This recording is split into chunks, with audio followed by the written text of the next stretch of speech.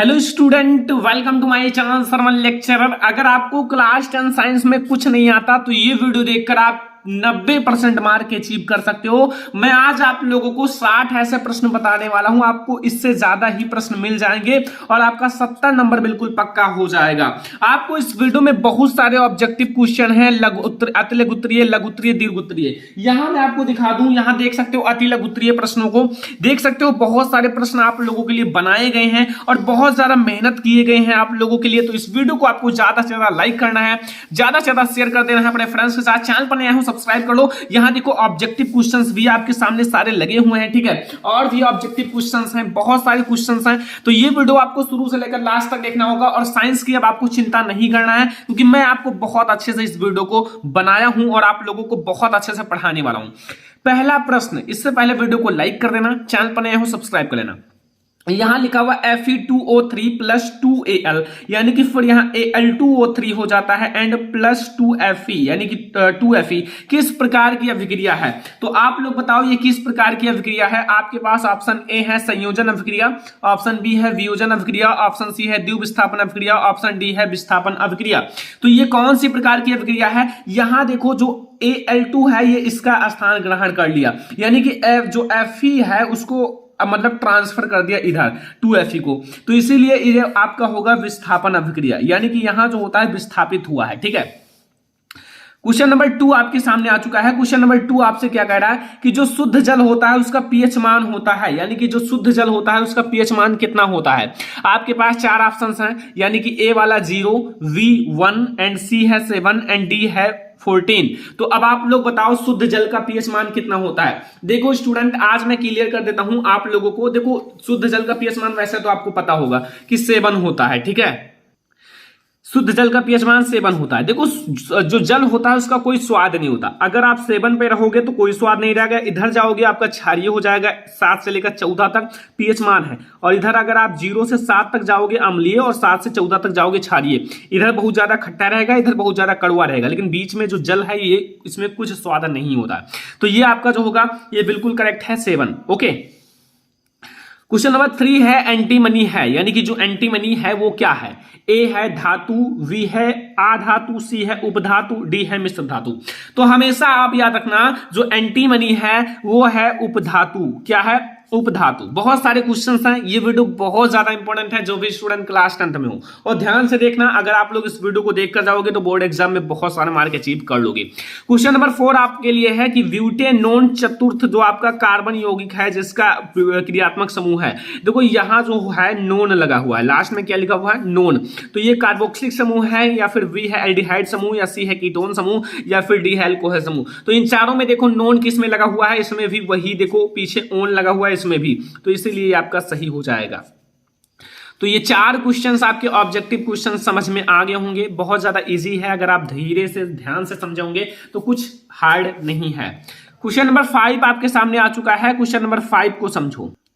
Question number 5 क्या लिखा हुआ है कि पादपों में जो वायु प्रदूषण है कम करने की प्रक्रिया है, यानी कि जो पादप होते हैं, पेड़ पौधे होते हैं, उसमें आपको वायु प्रदूषण कम करना है, ठीक है। तो उसमें क्या प्रक्रिया है। ए आपका है श्वसन, बी आपका है वाष्पोत्सर्जन, सी आपका है प्रकाश संश्लेषण, डी है प्रोटीन संश्लेषण।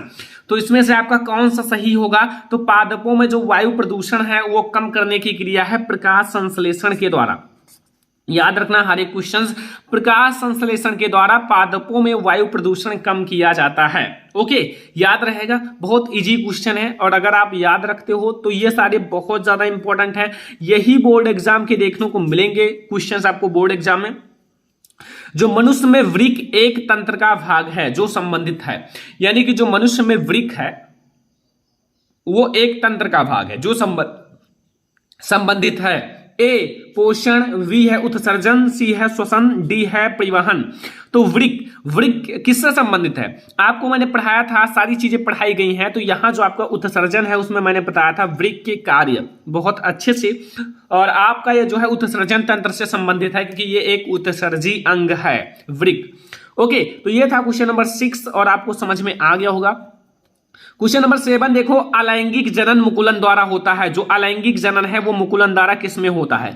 ए है अमीबा में, बी है आपका जो आपका प्लामोडियम में, या फिर सी है ईस्ट में, एंड डी है लेशमेनिया में। ठीक है, तो आप लोग बताओ कौन सा सही है? आपका अमीबा सही है, या प्लाज्मोडियम सही है, या ईस्ट सही है, या लेशमीनिया सही है? तो यहां आपको मैं बताता चलता हूं, ये आपका जो ईस्ट है ये बिल्कुल सही है। जो अलैंगिक जनन मुकुलन के द्वारा होता है वो ईस्ट में होता है। अगला देखो, बहुत सारे क्वेश्चंस हैं और आप लोगों को ध्यान से केवल देखने हैं। उद्यान मटर जो है, उद्यान मटर में अप्रभावी लक्षण है, यानी कि जो आपका मटर है उसमें प्रभावी लक्षण होते हैं और अप्रभावी लक्षण होते हैं। तो यहां आपके चार ऑप्शंस हैं, लंबे तने, वी है झुर्रीदार बीज, सी है गोल बीज, एंड डी है फैली हुई बीज। तो यहां आपको बताना है कि इसमें से जो आपका अप्रभावी लक्षण है वो कौन सा है।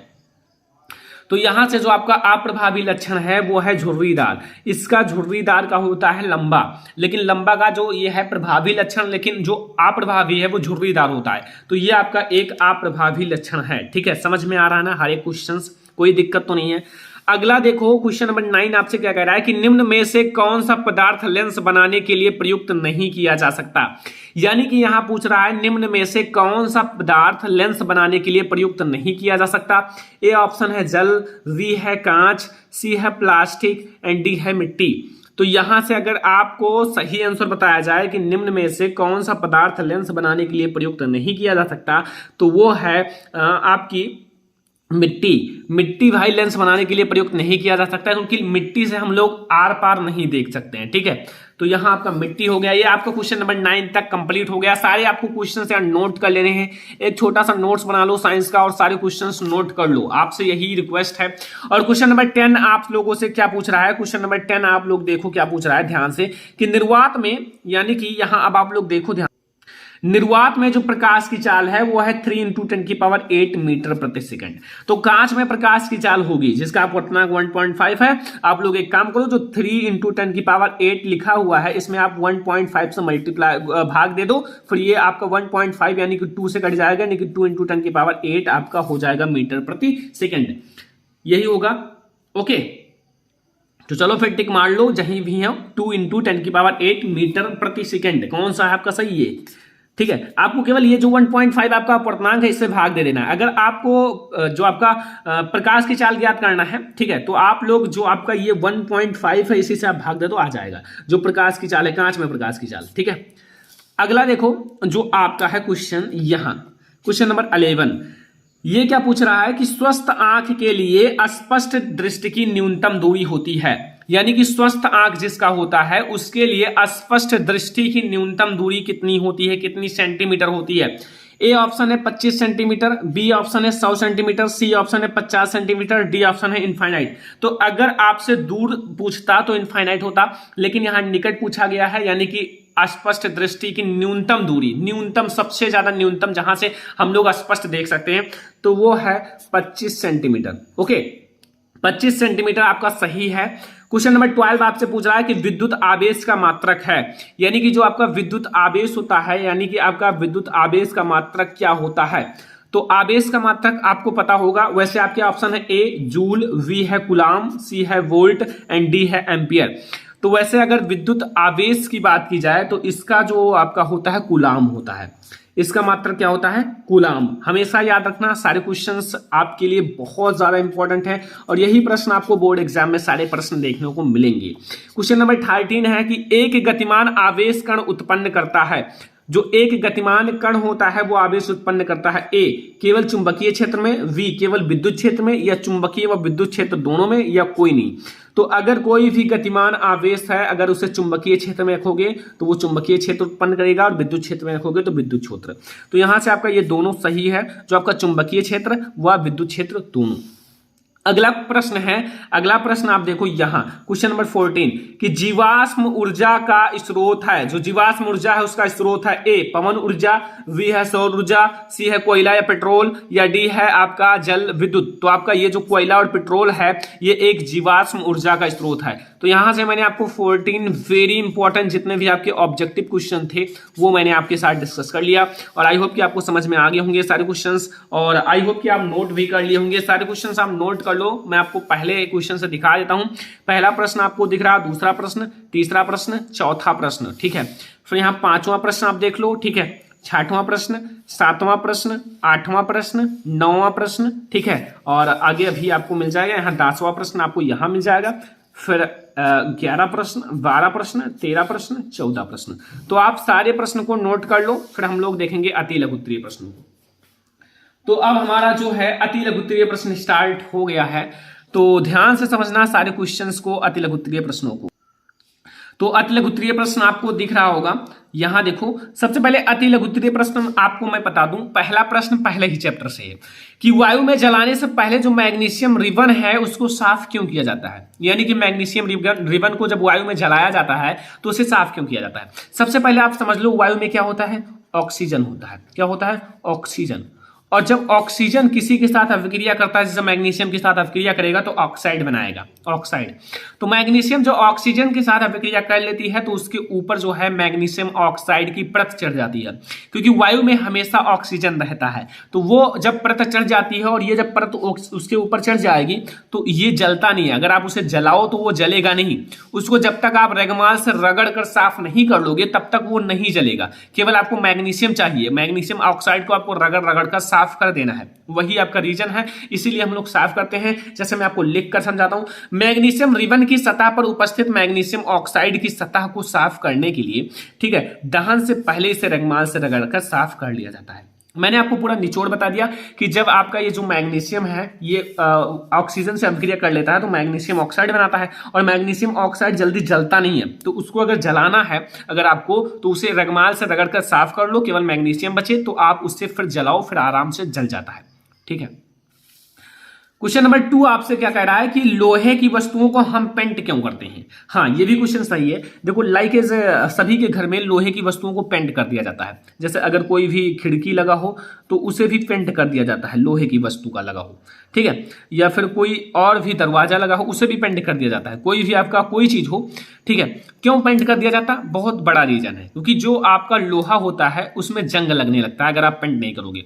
अब जब वो जंग लगेगा तो होगा क्या, वो धीरे धीरे खत्म होने लगता है। लेकिन अगर हम लोहे की वस्तुओं पर क्या करें, पेंट करने से उसकी अभिक्रिया वायु में उपस्थित नमी व ऑक्सीजन से नहीं हो पाती तथा जंग लगने से बच जाता है। और अगर हम उसे पेंट कर देते हैं तो जो आपका वायु में उपस्थित ऑक्सीजन है व फिर नमी है उससे इनकी अभिक्रिया नहीं होती। अभिक्रिया अगर नहीं होगी तो फिर ये क्या होंगे, ये आप जंग नहीं लगेंगे, और जंग नहीं लगेंगे तो ये संक्षारित नहीं होंगी। संक्षारित होने का अर्थ है कि खत्म होना, खत्म होने लगते हैं धीरे धीरे, वो परत परत उजड़ने लगती हैं, फिर वो खत्म हो जाती हैं। तो इसीलिए हम लोग लोहे की वस्तुओं को पेंट करते हैं। और आई होप कि आपको ये भी क्वेश्चन समझ में आ गया होगा, कोई भी दिक्कत नहीं होगा, क्योंकि बहुत अच्छे से समझ में आ रहा होगा सारे प्रश्न। क्वेश्चन नंबर 3 आपसे कह रहा है कि आश्रित जल, जो आपका आश्रित जल है तथा विद्युत जल चालन क्यों नहीं होता। यानी कि आश्रित जल या फिर विद्युत का चालन क्यों नहीं करती जबकि वर्षा का जल में होता है। यानी कि अगर यहां बात की गई है जो आश्रित जल है उसमें विद्युत का चालन क्यों नहीं होता जबकि वर्षा के जल में विद्युत का चालन होता है। लाइक इज करंट, अगर आप आश्रित जल में करंट डालोगे तो वो उसमें करंट नहीं पैदा होगा, लेकिन अगर हम वर्षा की जल जो होता है उसमें करंट पैदा होता है। तो बहुत इजी आपको मैं समझाता हूं इसका आंसर कि आश्रित जल जो होता है विद्युत का चालन नहीं होता जबकि वर्षा के जल में होता है। ये क्यों होता है, क्योंकि जो आश्रित जल है इसमें H+ आयन अलग नहीं होते। यानी कि जो आश्रित जल है उसमें जो H+ आयन होते हैं वो अलग नहीं होते, जबकि वर्षा के जल में H+ आयन आसानी से अलग हो जाते हैं और ये H+ आयन ही विद्युत का चालन करती हैं। जब वर्षा होती है तो इसमें से जो आपका वर्षा का जल है उसमें से H+ आयन आसानी से अलग हो जाते हैं। तो ये जब अलग हो जाते हैं तो फिर इसमें विद्युत का चालन होना स्टार्ट हो जाता है, क्योंकि ये जो आयन है इसी के कारण विद्युत का चालन होता है। और जो आश्रित जल होता है इसमें H+ आयन जो होता है वो अलग जल्दी नहीं होता, इसीलिए इसमें विद्युत का चालन नहीं होता है। तो ये है हमारा क्वेश्चन नंबर 3, समझ में आ गया होगा। क्वेश्चन नंबर 4 आपके लिए बहुत ज्यादा इंपॉर्टेंट है, जितनी तारीफ की जाए उतनी कम है। हर एक क्वेश्चन आपके लिए इंपॉर्टेंट है लेकिन ये बहुत ज्यादा इंपॉर्टेंट है। यहां लिखा हुआ है कापर के 2 प्रमुख ऑक्साइड या फिर अयस्कों के नाम लिखो। यानी कि कापर के 2 प्रमुख अयस्क का नाम लिखना है। अब देखो इनके जो अयस्क हैं वो है सल्फाइड अयस्क और ऑक्साइड अयस्क। कापर के 2 प्रमुख अयस्क हैं वो है सल्फाइड अयस्क और ऑक्साइड एस्क। लेकिन सल्फाइड एस्क का जो उदाहरण है वो कॉपर ग्लन्स और ऑक्साइड एस्क का उदाहरण है क्यूप्राइड। अब आप सल्फाइड एस्क में देखोगे लास्ट में एस जुड़ा रहेगा, ऑक्साइड में ओ जुड़ा रहेगा, क्योंकि एस से होता है सल्फाइड, ओ से होता है ऑक्साइड।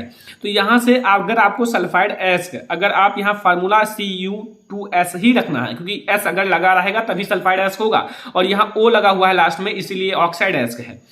तो यहां से आपको पता चला कि सल्फाइड एस्क और इसका उदाहरण है कॉपर ग्लन्स, जो कि Cu2S ये आपका सूत्र है कॉपर ग्लन्स का, और ऑक्साइड एस्क जिसका उदाहरण है क्यूप्राइड और इसका सूत्र है Cu2O। ठीक है, तो ये क्वेश्चन नंबर 4 तक आपको समझ में आ गया होगा सारे प्रश्न। क्वेश्चन नंबर 5 से फिर से स्टार्ट करते हैं। क्वेश्चन नंबर 5 से, क्वेश्चन नंबर 5 आपसे क्या कह रहा है कि आपका क्वेश्चन नंबर 5 आपसे क्या कह रहा है, पहले ये समझो। क्वेश्चन नंबर 5 कह रहा है कि एथिल अल्कोहल के 2 प्रमुख उपयोग लिखिए, यानी कि जो एथिल अल्कोहल होता है उसके 2 प्रमुख उपयोग लिखना है।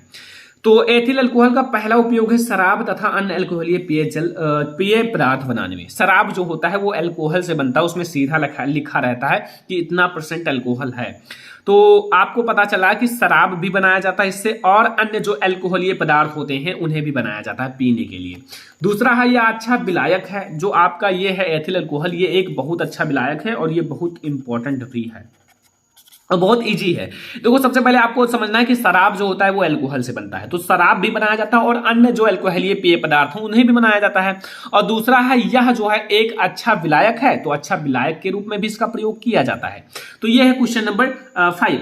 क्वेश्चन नंबर 6 आपके सामने आ चुका है। क्वेश्चन नंबर 6 आपका बहुत इंपॉर्टेंट है, हमारे आमाशय में अम्ल की क्या भूमिका है, यानी कि अम्ल हमारे आमाशय में पाया जाता है, आखिर क्यों पाया जाता है, उनका क्या कार्य है, क्या भूमिका है, यह आपको बताना है। तो हमारे जो अमाशय हैं, अमाशय में उपस्थित हाइड्रोक्लोरिक अम्ल, इसमें HCl पाया जाता है, HCl हाइड्रोक्लोरिक अम्ल, ठीक है, एक अम्लीय माध्यम तैयार करता है। लाइक ये अम्ल जो होता है ये एक अम्लीय माध्यम तैयार करता है जो पेप्सिन एंजाइम की क्रिया में सहायक होता है। किसमें सहायक होता है?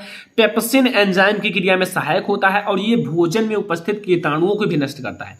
देखो जो अम्ल होता है बहुत ही ज्यादा मतलब एक प्रकार से कीटाणुओं को लिए हानिकारक होता है, उन्हें तुरंत नष्ट कर देता है। तो यही इसीलिए हमारे आमाशय में HCl की मात्रा होती है, और HCl होता है तो ये क्या होता है, एक अम्लीय माध्यम तैयार करता है जो मतलब हमारे भोजन में कीटाणु उपस्थित होते हैं उन्हें भी नष्ट करता है। ये है भैया आमाशय में अम्ल की भूमिका। ओके, क्वेश्चन नंबर 7 आपसे क्या कह रहा है? क्वेश्चन नंबर 7 आपसे कह रहा है कि जो आपका द्विखंडन है तथा बहुखंडन से आप क्या समझते हो? जो आपका द्विखंडन है और बहुखंडन है, इससे आप क्या समझते हो? आपको अच्छे से बताना है। द्विखंडन आपको नाम से ही स्पष्ट हो रहा होगा कि द्विखंडन मतलब 2 खंड, यानी कि 2 खंड होना। द्विखंडन में केवल एक चीज है कि इस विधि में जो होता है एक कोशिकीय जीव, यानी कि जो एक कोशिका जिसके अंदर एक ही कोशिका होती है, ठीक है, ऐसे जीव भी हैं जैसे अमीबा में एक कोशिका होती है, ये एक कोशिकीय जीव है, 2 भागों में विभक्त हो जाता है और प्रत्येक भाग एक नए जीव में विकसित हो जाता है। जैसे एक अमीबा जो है इसका कोई आकार नहीं होता, ठीक है, ये 2 भागों में विभक्त हो जाएगा, लेकिन ये प्रत्येक एक नए जीव का निर्माण लेगा, ये अलग एक अलग, यानी कि 2 हो गए, ठीक है। तो यही होता है आपका द्विखंडन। इस विधि में जो एक कोशिकीय जीव है वो 2 भागों में विभक्त हो जाते हैं और प्रत्येक भाग एक नए जीव में विकसित हो जाता है। और बहुखंडन में आपको क्या कहना है? देखो बहुखंडन में आपको बता देता हूं, आप लोग लिख लेना, ठीक है। बहुखंडन में देखो बहुत इजी है, ये भी इसी प्रकार से है। देखो इसमें क्या होता है, इसमें इस विधि में जो एक कोशिकीय जीव है, यानी कि इसमें भी एक कोशिकीय जीव है, उसमें भी एक कोशिकीय जीव, यानी कि बहुखंडन में जो होता है एक कोशिकीय जीव क्या होता है, अनेक भागों में विभक्त हो जाता है। बहु मतलब होता है बहुत, यानी कि बहुखंडन में जो एक कोशिकीय जीव होता है वो बहुत सारे खंडों में विभक्त हो जाता है, वही बहुखंडन कहलाता है। लेकिन प्रत्येक खंड एक नए जीव का निर्माण करते हैं। आपको क्या कहना है कि बहुखंडन में जो एक कोशिकीय जीव होते हैं वो बहुत खंडों में विभक्त हो जाते हैं और प्रत्येक खंड नए जीव का निर्माण करते हैं। और एग्जाम्पल मैं आपको बताता चलता हूं, एग्जाम्पल आप लोग लिख लेना। Malaria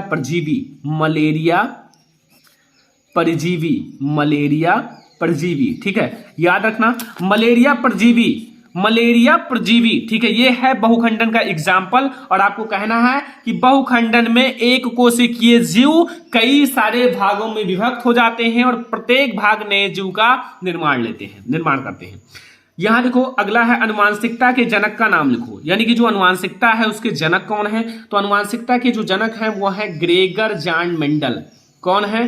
Gregor John Mendel. अनुवांशिकता के जनक आपको पता चल गया, ग्रेगर जॉन मेंडल। ओके, यहां क्वेश्चन नंबर 9 आपसे क्या कह रहा है, देखो क्वेश्चन नंबर 9 आप देखो ध्यान से। यह कह रहा है कि किस रंग के लिए प्रकाश के लिए कांच का अपवर्तनांक अधिकतम तथा न्यूनतम होता है। जैसे कांच का एक अपवर्तनांक होता है, एक तरंगदैर्घ्य होता है, तो ये दोनों एक दूसरे के उल्टा होते हैं, विपरीत होते हैं। जैसे प्रकाश के लिए अगर बैगनी रंग की बात की जाए तो इसका जो होता है अधिकतम होता है तथा लाल रंग का न्यूनतम होता है, यानी कि जो आपका अपवर्तनांक है वो बैगनी रंग का अधिकतम तथा लाल रंग का न्यूनतम होता है। लेकिन अगर तरंगदैर्घ्य की बात की जाए तो तरंगदैर्घ्य लाल रंग का ज्यादा रहेगा और बैगनी रंग का कम रहेगा। यहां से आपको दो चीजें कंप्लीट हुई, एक तो तरंगदैर्घ्य, एक अपवर्तनांक। अगर आपसे तरंगदैर्घ्य पूछा जाए, यहां आपसे अपवर्तनांक पूछा गया है, लेकिन अगर तरंगदैर्घ्य पूछा जाए, तरंगदैर्घ्य में आपको बताना है कि लाल रंग का ज्यादा होता है, इसका ज्यादा होता है, और ये जो बैगनी रंग है इसका कम होता है।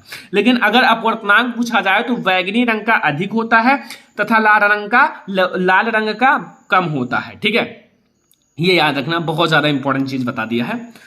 अब देखो नेत्र की समंजन क्षमता, नेत्र की समंजन क्षमता से आप क्या समझते हो। देखो नेत्र की समंजन क्षमता, यहां पूरा कहने का अर्थ है कि जो नेत्र की क्षमता होती है, देखने की क्षमता, दूर वस्तु रखी है तो उसके देखने की क्षमता, नजदीक वस्तु रखी है तो उससे देखने की क्षमता, तो वही पूरा यहां आपको बताया गया है कि नेत्र की वह क्षमता जिसके कारण वह अपनी फोकस दूरी को समायोजित करके निकट तथा दूरस्थ वस्तुओं को फोकसित कर लेता है।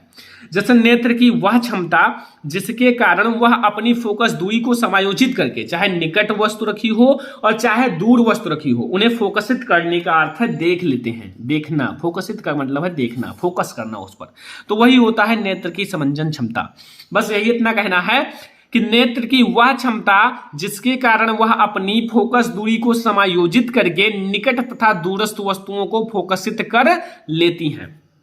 ये आपका हो गया क्वेश्चन नंबर 10। अब क्वेश्चन नंबर 11 बहुत ज्यादा इजी है, एक छोटा सा न्यूमेरिकल है जो कि आपके लिए छोटा है पर इतना ज्यादा इंपॉर्टेंट है ना, पूरा रिकॉर्ड तोड़ देता है यार आने का ये।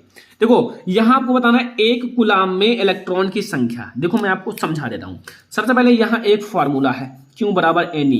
यहां से जो N है यही इलेक्ट्रॉनों की संख्या है, और हमें यहां क्या ज्ञात करना है, इलेक्ट्रॉनों की संख्या, तो हमें N ज्ञात करना है। यानी कि हमें N ज्ञात करना है तो Q बराबर Ne है, तो N बराबर क्या होगा, या आपका देखो Q बटे E।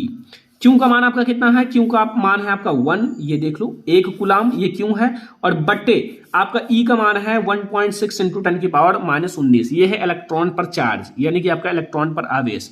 फिर मैंने देखो इस जो 10⁻⁻19 को मैंने ऊपर ले गया तो ये 10⁻+19 बन गई, तो यहाँ 10⁻+19 बन गई, और यहाँ मैंने पॉइंट को हटाया, यहाँ 10 कर दिया, यहाँ 10/16, और जब मैंने 16 में 10 को भाग दिया तो आपका इतना आया, और ये 10⁻18 कैसे हो गई, क्योंकि जब आप इसमें भाग दोगे तो ये 0.625 आएंगे, और एक जब आप लोग इसको इधर करोगे तो आपका ये 6.25 हो जाएंगे, और 10⁻18 बचेगा इलेक्ट्रॉन। बस इतना भाई इजी है, अगर आप थोड़ा सा माइंड लगाओगे, थोड़ा सा अगर अपना माइंड लगाओगे तो फिर समझ जाओगे, कुछ है नहीं, बहुत ज्यादा इजी है। अगला क्वेश्चन है क्वेश्चन नंबर 12 आपसे कह रहा है कि एक समान चुंबकीय क्षेत्र में स्थित धारावाही चालक पर लगने वाला बल, तो वो बल है F बराबर IVL sin थीटा। तो यहां से मैंने आपको 12 जो है ये भाई नोट कर लेना, F बराबर IVL sin थीटा, यही है आपका सूत्र IVL sin थीटा। यहां से I का मान दे देगा, B का मान दे देगा, और साइन थीटा यानी कि साइन का मान दे देगा, फिर आपका हो जाएगा। तो यहां से 12 हमने वेरी इंपॉर्टेंट अति लघुत्तरीय को भी डिस्कस कर लिया। ओके, अब बारी है दीर्घोत्तरीय प्रश्नों की और आपका लघुत्तरीय प्रश्नों की। अब आपके सामने आ चुका है लघुत्तरीय प्रश्न, जो आपके मोस्ट इंपॉर्टेंट VIMP लघुत्तरीय प्रश्न है, और अभी आपके सामने आएगा दीर्घोत्तरीय प्रश्न।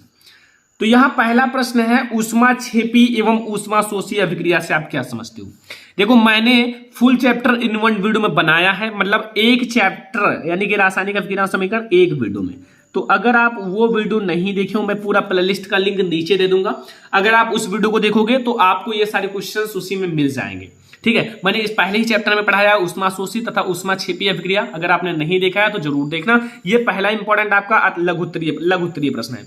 दूसरा आपका संचारण तथा विकृत ग्रंथिता से आप क्या समझते हो, यानी कि जो संचारण है और विकृत ग्रंथिता से आप क्या समझते हो, बहुत ज्यादा इंपॉर्टेंट क्वेश्चन है। अगर आप ध्यान से नहीं देखोगे तो नहीं समझ में आएगा। उसी वीडियो में मैंने डिस्कस किया है, मैं आपको पूरे प्लेलिस्ट का लिंक नीचे दे दूंगा, उसमें मैंने पूरा चैप्टर पढ़ाया है, लाइक इस पहला चैप्टर, दूसरा चैप्टर, ऐसे 14 के 14 चैप्टर पढ़ा दिया है।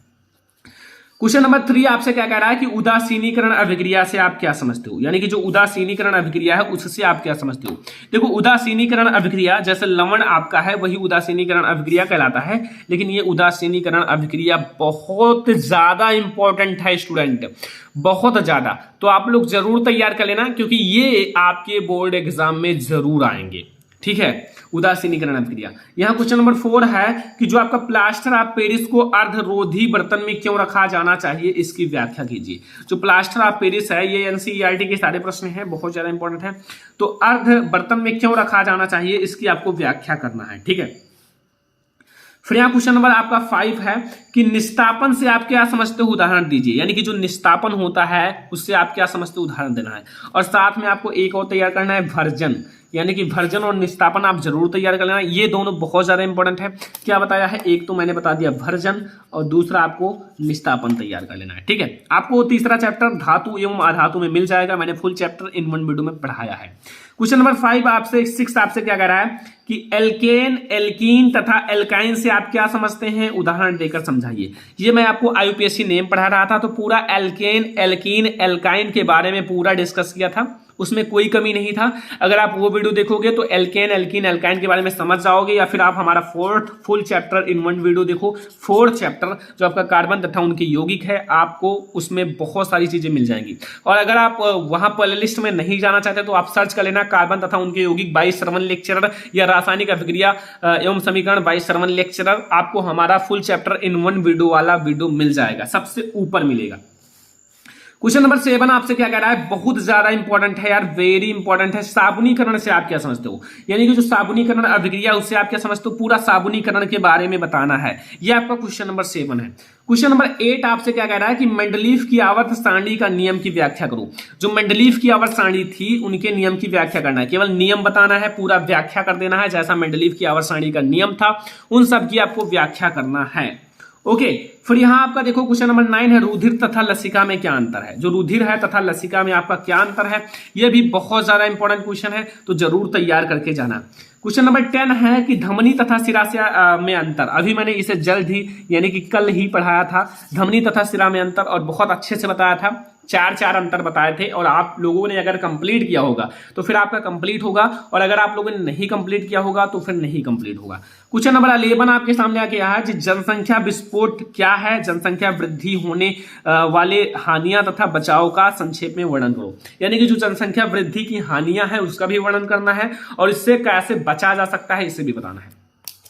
क्वेश्चन नंबर 12 है कि स्वपरागण तथा परपरागण में अंतर। स्वपरागण तथा परपरागण और आपका धमनी तथा शिरा और दूधी तथा लसिका में अंतर, ये 3 अंतर बहुत ज्यादा इंपॉर्टेंट है, ये 3 आप जरूर तैयार कर लेना, ओके। फिर आपका क्वेश्चन नंबर 13 है लक्षण प्रारूप तथा जीन प्रारूप में अंतर। ये आपका चौथा अंतर बहुत ज्यादा इंपॉर्टेंट है। ये आपका वैसे आपका परिभाषा है, अंतर नहीं है, परिभाषा और उदाहरण, ठीक है। तो वैसे आपका प्रश्न ऐसे पूछा जाता है। क्वेश्चन नंबर 14 है कि जो आपका प्रकाश के परावर्तन से आप क्या समझते हो, 2 नियम लिखो। ये बहुत ज्यादा इंपॉर्टेंट है आपका लघु उत्तरीय प्रश्न में, कि प्रकाश का परावर्तन से आप क्या समझते हो, उनके दोनों नियमों की व्याख्या करना है, ओके। और आप साथ में सारे तैयार कर लेना। क्वेश्चन नंबर 15 है कि निकट दृष्टि दोष तथा दूर दृष्टि दोष से आप क्या समझते हो। यानी कि जो निकट दृष्टि दोष होता है, ये जो आपका निकट दृष्टि दोष है और दूर दृष्टि दोष, ये दोनों के बारे में आपको समझाना है। पूरी व्याख्या करनी है, कारण क्या है, निवारण कैसे करेंगे, ठीक है। और क्वेश्चन नंबर 16 है कि प्रतिरोध से आप क्या समझते हो, मात्रक भी लिखिए। यानी कि जो प्रतिरोध होता है उससे आप क्या समझते हो, इसका मात्रक भी लिखना है। क्वेश्चन नंबर 17 है कि फ्लेमिंग के दाएं तथा बाएं हाथ का नियम लिखो। यानी कि जो फ्लेमिंग के दाएं तथा बाएं हाथ का नियम। तो यहां से 17 प्रश्न आपके लघु उत्तरीय प्रश्न तैयार हो चुके हैं। अगर आप इतना तैयार कर लोगे तो फिर आपको लघु उत्तरीय प्रश्न में कोई पीछे नहीं कर पाएगा, और आपका लघु उत्तरीय प्रश्न भी कंप्लीट हो जाएगा। तो ये है हमारे अब पूरे बुक का निचोड़ है, यानी कि पूरे बुक का निचोड़ है। इससे ज्यादा आपको लघुत्तरीय प्रश्न नहीं तैयार करना है। इतना अगर आप तैयार करके जाओगे तो फिर आप फुल मार्क जरूर अचीव कर लोगे, आपका एक भी मार्क नहीं कटेगा। तो ये है हमारे लघुत्तरीय प्रश्न। अब आपको महत्वपूर्ण दीर्घ उत्तरीय प्रश्नों को बता दूं, जितने भी आपके मोस्ट इंपॉर्टेंट दीर्घ उत्तरीय प्रश्न हैं, अगर आप जितना बता रहा हूं उतना आप कंप्लीट करके जाओगे तो फिर आपका एक भी मार्क कटने वाला नहीं है। मैं 100% गारंटी लेता हूं कि इतना आपको दीर्घ उत्तरीय प्रश्न जरूर कंप्लीट करके जाना है। ये सारे प्रश्न अगर आप कंप्लीट कर लोगे, थोड़ा मेहनत कर लोगे, तो आप लोगों का समझो सारे क्वेश्चंस तैयार हो चुके हैं।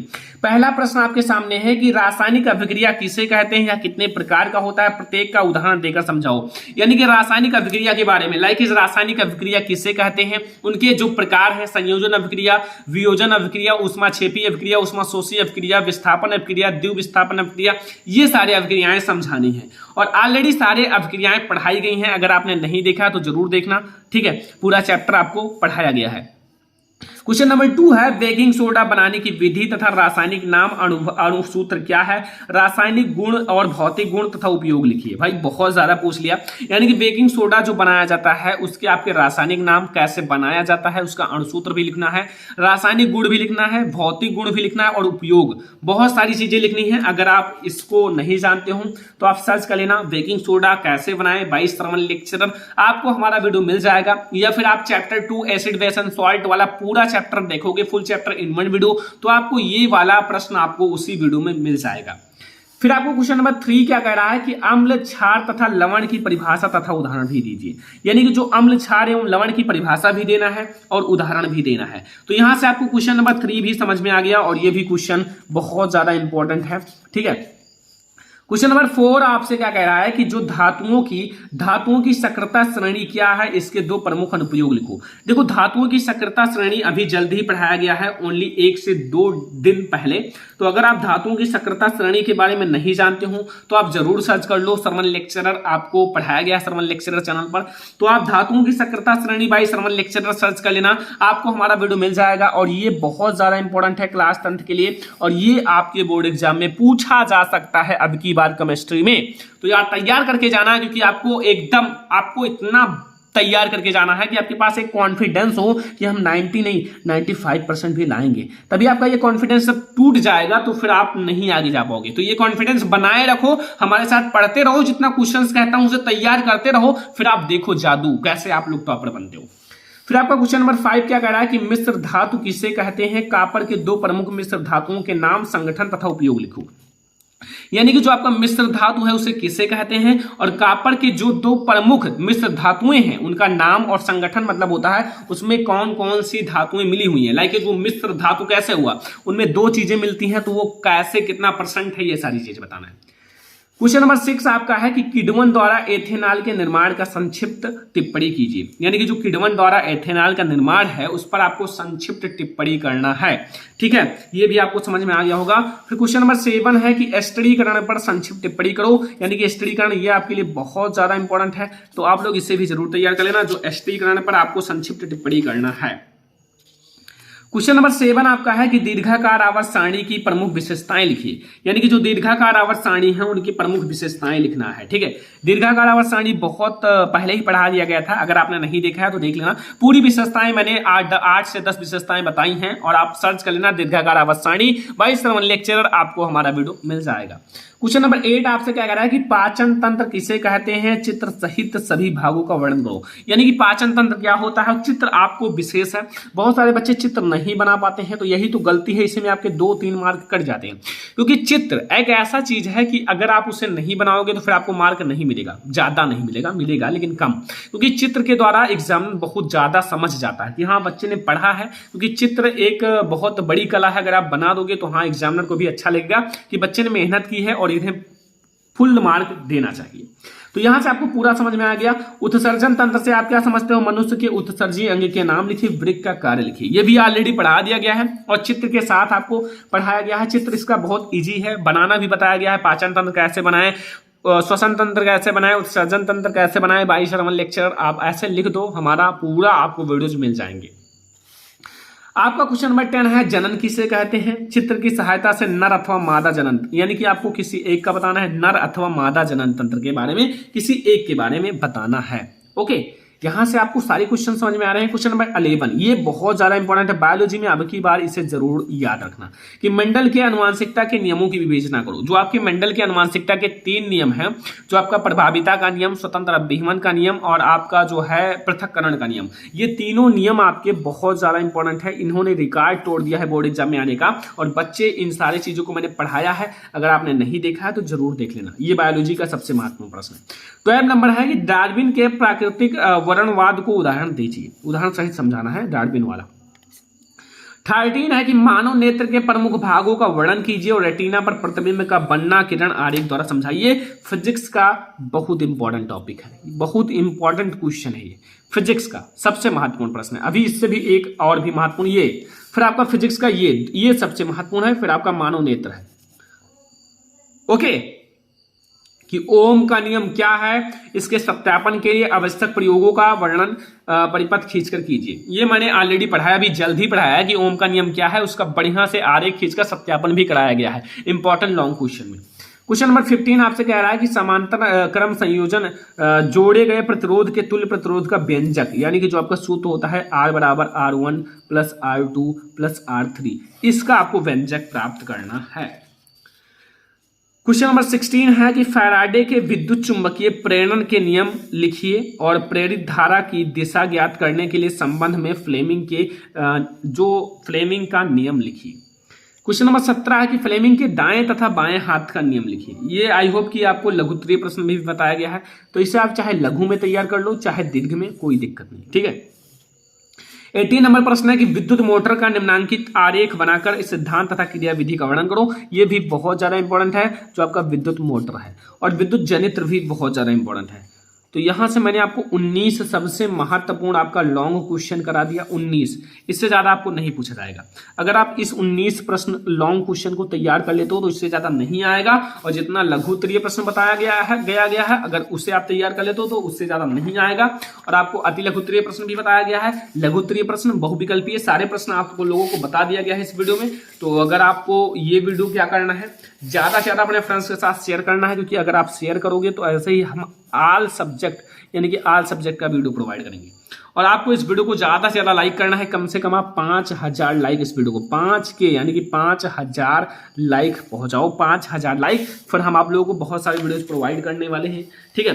आप लोग लाइक कर देना, वैसे आप लोग लाइक नहीं करोगे फिर भी मैं आपके लिए वीडियो बनाऊंगा, क्योंकि भाई आप लोगों के लिए मैं मेहनत करने के लिए तैयार हूं, लेकिन आप हमारे साथ मेहनत करो, आप लोग पढ़ना स्टार्ट करो, लेकिन वीडियोज को लाइक भी कर दिया करो, शेयर भी कर दिया करो, चैनल पर नया आया करो, सब्सक्राइब कर लिया करो, क्योंकि भाई मैं आपको पढ़ाता हूं, कुछ ना कुछ आप लोगों को देता हूं, कुछ ना कुछ आप लोगों को अच्छी अच्छी वीडियोस प्रोवाइड करता हूं कि हमारा स्टूडेंट आगे चलकर टॉपर बने, अच्छे अच्छे मतलब नौकरियां पाएं। क्योंकि अगर आप आज आपका एजुकेशन सिस्टम अच्छा रहेगा तो फिर आगे चलकर आप भी बहुत अच्छे पोस्ट पर जाओगे। ये वीडियो बहुत ज्यादा इंपॉर्टेंट था, इस वीडियो में मैंने आपको सारे जो साइंस के इंपॉर्टेंट क्वेश्चन थे वो डिस्कस कर लिया। वीडियो पसंद आया हो लाइक करना, शेयर करना अपने फ्रेंड्स के साथ, चैनल पर नया हो सब्सक्राइब कर लेना, ठीक है। फिर हम लोग मिलेंगे किसी और नेक्स्ट वीडियो में, तब तक के लिए धन्यवाद।